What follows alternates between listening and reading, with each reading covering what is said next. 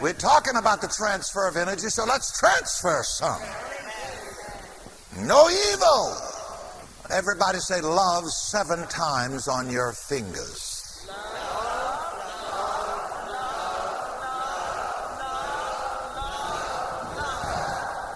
That is the bottom line. That is the top line. Keep your energy in love. And if you keep your personal energy in a state of faith and love, that is your shield. The Jewish book of the law also said to Israel, Israel are those who know the law of God, good, love, spirit.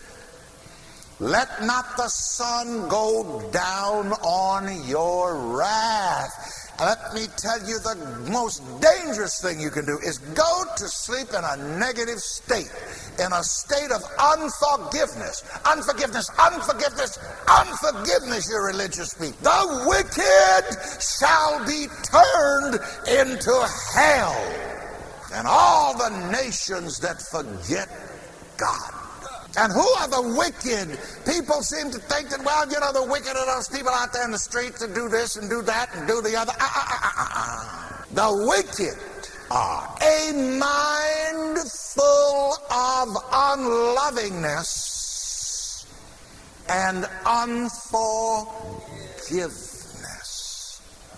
Yeah, but you don't know what they did to me. Yeah, but you don't know what you're doing to yourself. Sometimes some of those people you won't forgive, they ain't even thinking about you. They're just having fun, just partying down. You mad with them. And you see, even your anger and unforgiveness does not touch them because they're not in that state with you. There has to be some kind of an overlapping of energy for people to get to you. You know, that's why many times a rascal is successful. That the rascal does not feel condemned. You feel so condemned. The rascal he's not in a state of depression, boy. Oh, shucks. And you over there being religious and sad. Your stinky states of mind. Your dog walked off and left you. Your cat jumped out of the window. So let's get the hell out of here. There's too much negative energy. So energy is always being transferred. You do not expose yourself to the transfer of negative energy. One of the greatest verses of Scripture ever written is from the pen of the Apostle Paul, Romans 12:2. Be not conformed to this world. Watch that you don't get yourself in position so that you're receiving the world's negative and indifferent states of mind and transfer of energy.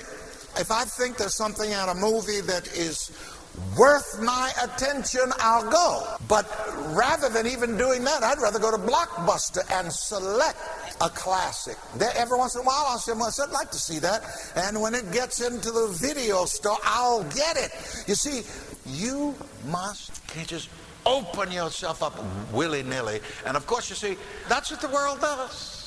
See, the producers know, but energy is always being transferred. Let's go back to 21:2, Revelation 21:2. And it says, I, John, and John represents divine love. There is a tape on the Disciples series that tells you what esoterically the disciples mean. You see, this is a class in esoteric science. And it tells what each disciple means esoterically.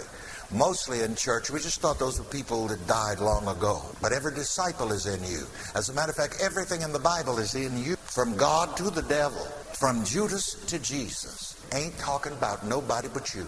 When you do not know that I am God, then you become the devil. When you do not know that I am Jesus, then you become Judas, and you betray the Christ. Among the 12 disciples of Jesus are disciplines of the mind. John was known as the beloved disciple of divine love, the discipline of divine love. And even the artists paint him as always leaning on Jesus' breast or Jesus' bosom, the region of the heart. I, John, saw already the heavenly city, that self-conscious state of God awareness, that self-conscious state of God. I saw it already coming down from God out of heaven, prepared.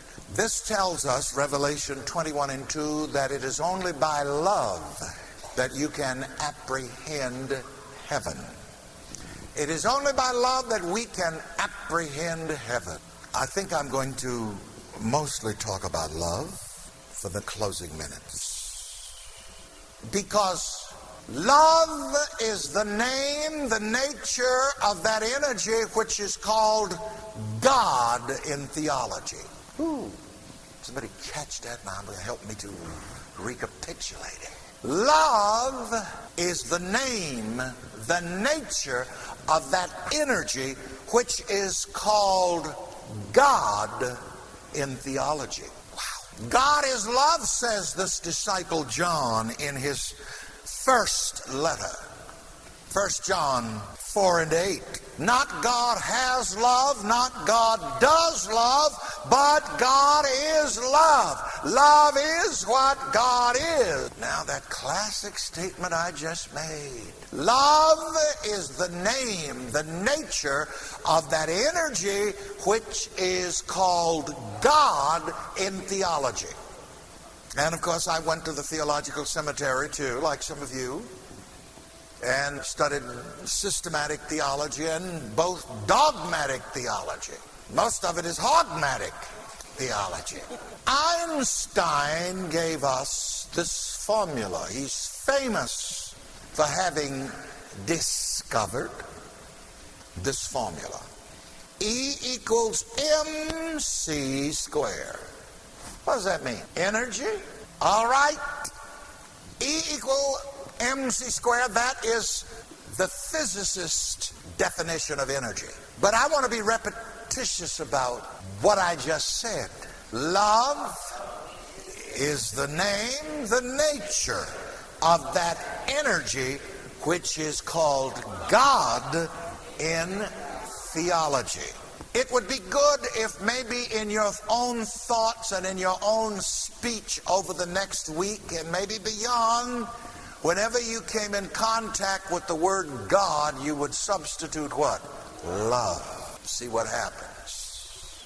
For the purpose of this study, energy is that one loving, self-intelligent I am, self-aware I am, self-conscious I am, all presence I am, all power I am, all being I am.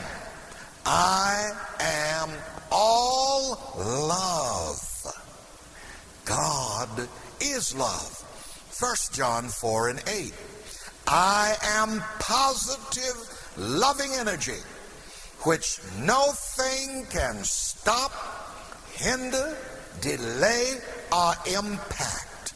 None of these things, natural events, material or psychic phenomena, move me.